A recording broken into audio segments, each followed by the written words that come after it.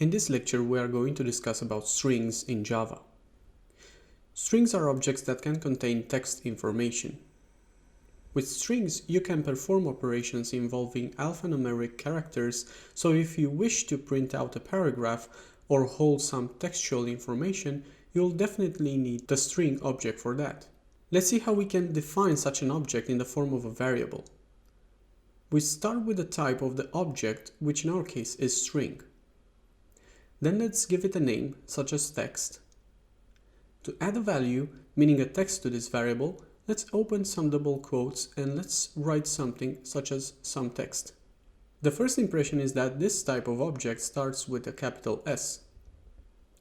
That means that this is a reference data type, an actual Java object.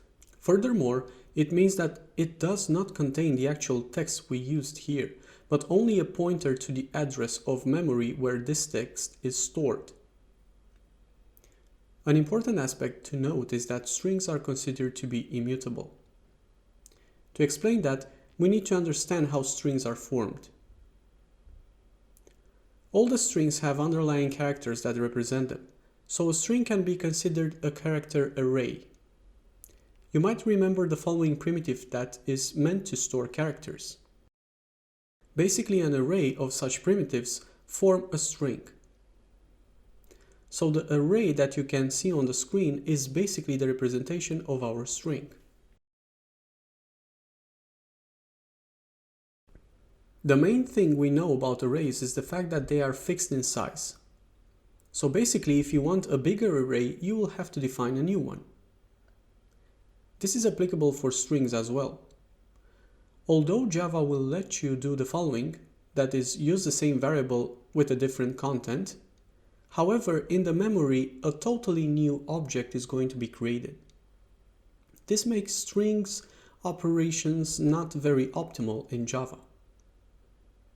Such repeated operations may cause issues with memory in a Java application. Therefore, you should always consider the immutable nature of strings before doing something.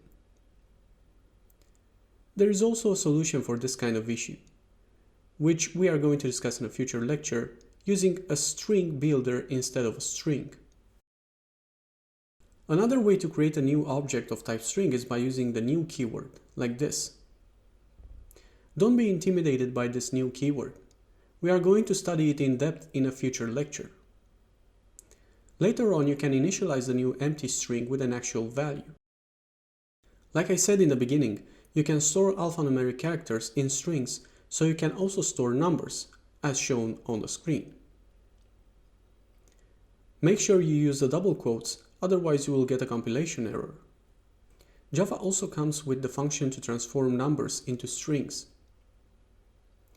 Let's define a new integer, like this. In order to transform it into string, you just need to call our string variable equals number to string. And this is going to transform the number into a string. To check that, let's print it out in the console.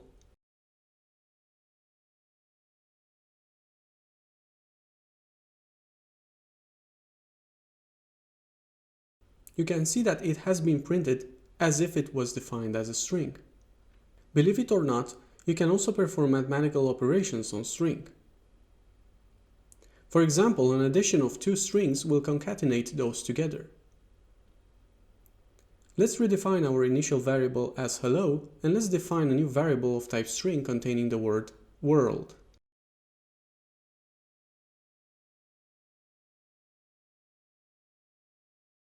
Let's add them together and print them into console.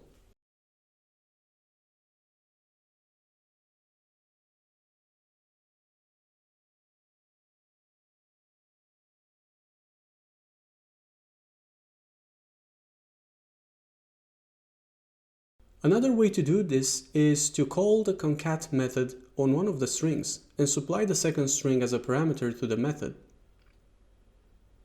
This will print the same thing in the console. Using this method, you can combine only two strings, whereas using the plus sign you can combine multiple ones. Another thing we need to look into is the comparison between two strings. When you have an if statement and you wish to compare two string objects together, it is not good to use the equals equals sign. This will not compare the two values of the two strings together, but rather their addresses in memory.